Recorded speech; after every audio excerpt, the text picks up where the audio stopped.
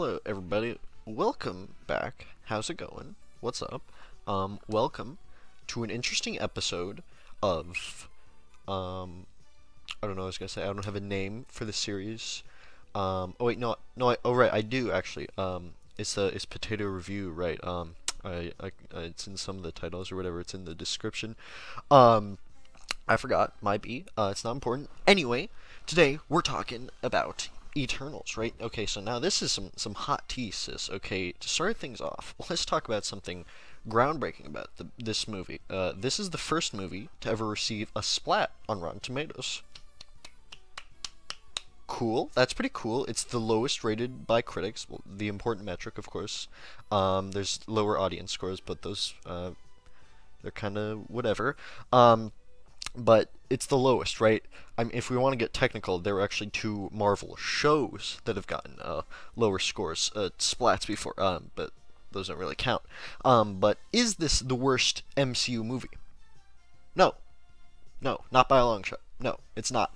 I'm still not sure, frankly, to the variety of drugs critics were on when they gave like Thor: The Dark World, Incredible Hulk, and Thor 1 like positive reviews, 60%.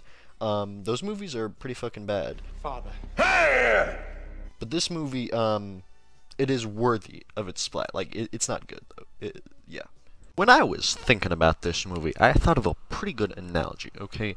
This movie is the Death Stranding starring Norman Reedus of MCU movies. Let's look at the parallels here. Both of these things were things we didn't really know what to expect from. You know, it's a new IP, Death Stranding, and a lesser-known IP, as it turns. Then for the trailers for both of these, they didn't really give a lot of information plot-wise. There's a lot of anticipation building up around them. The directors for both of these, they're very talented people. Kojima, the dude behind the Metal Gear series, minus Metal Gear Survive. Chloe Zhao, she won the Best Director Oscar in 2020. The Best Director. But then, when these things released, they're not very good. They were both similarly boring, in fact. In fairness, I wasn't, like, falling asleep, but I'm not really, it's not particularly engaging, okay? It's not the sort of thing where it's slow-paced. I mean, it's slow-paced, but also it's just empty and monotonous, kinda. Time isn't really devoted to, like, tension or stakes. Most of the time just spent on things that are just kinda not that interesting to watch. It's not the whole movie. There are some pretty interesting things to watch. It's just not very balanced well. There's more boring things than interesting things. The next biggest problem is the characters. You see, there are too many. There's like 100,000,002 characters. There's a lot, basically.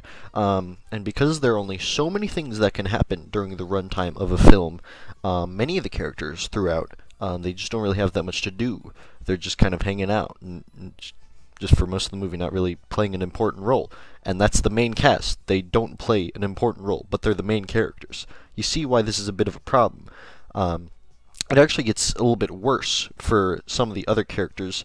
They're not just not having that much to do, they're also really inconsistent. They got these motivations that are about very paper thin, very paper-like, if you would. For example, oh wait, spoiler warning. There you go, you've been warned. There's like this twist villain, right? Okay, Robb Stark from Game of Thrones. He is actually against the other Eternals. It's crazy. So for context, there's this big celestial, and he's like in the Earth, and he's gonna be born and blow up the whole Earth. Now the Eternals, they don't want that, because then there'd be no Earth. And you know, when there's no Earth, I don't know. What are you gonna do? Where are you gonna get a good cup of coffee? I don't know. You feel me? But Robb Stark is like, no, guys, we should let that happen. So it's like major drama. But they never really explain why he's so anti-Earth, or at least explain the opposite of why everyone else is so pro-Earth. It's just 'cause. It just is what it is. While we're on the topic of things that I frankly can't explain the existence of in this movie, they're just truly bizarre to me. There's this really unnecessary PG-13 sex scene that was really uncomfortable. It was really weird that it was there. I saw like some article that would be here, but then when I saw it, I was like, no, it was really weird that was there, and it's exasperated by the fact that Robb Stark and Cersei, not that Cersei, they're the two characters involved in this scene. They have such an unbelievable relationship, As in, I don't believe that they are in a relationship, or were, or ever could be in a relationship for that matter. There is no goddamn chemistry between them. Okay, so this is just a black screen that's supposed to be there. Don't worry about it. It's gonna be a big reveal. So basically, this movie is only in theaters right now, right? So there's a bunch of footage I don't have access to. But I did do some conniving work, and I took a few pictures, and these are actually pretty cool. I like the way these look. So this is like I talked about this little celestial dude. He's inside the Earth. He's the Earth. It's getting all toasty over here. Then it's like blowing up, and then here he is. As you'll notice. It's very grainy. That's the film grain, as it were, as the technical term is for it. My phone is not bad. It's not my fault, okay? We got some other things. You got this nice fella. I haven't mentioned this guy. This guy's name is Arishem. He's a celestial. He's a big dude. He's out in space, right?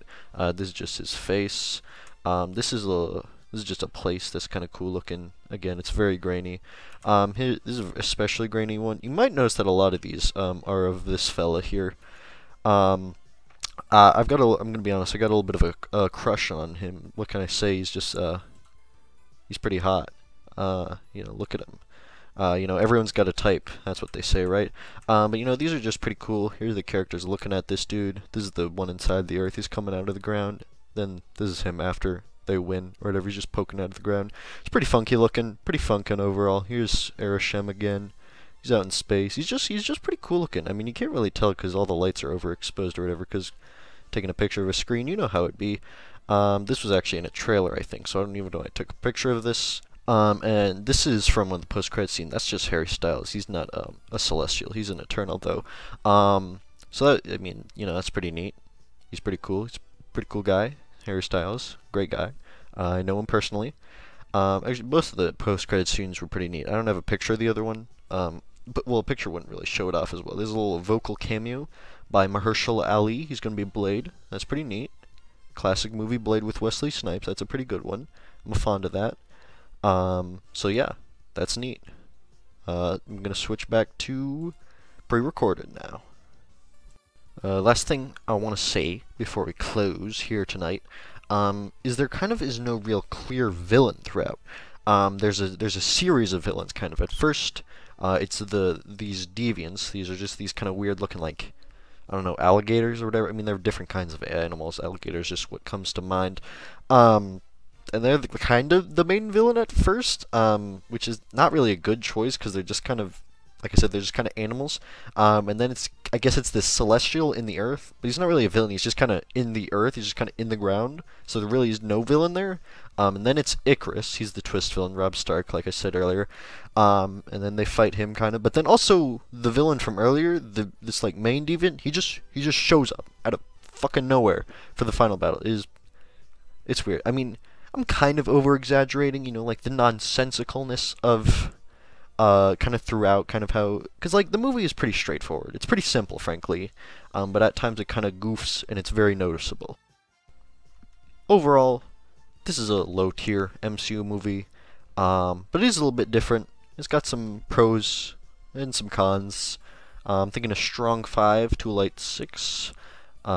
That's not how I do my reviews. That's not how I've ever done them. I'll say 5 plus 6i.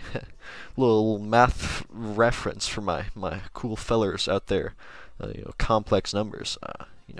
That's 6i. Of course for Arishem's 6 dreamy eyes.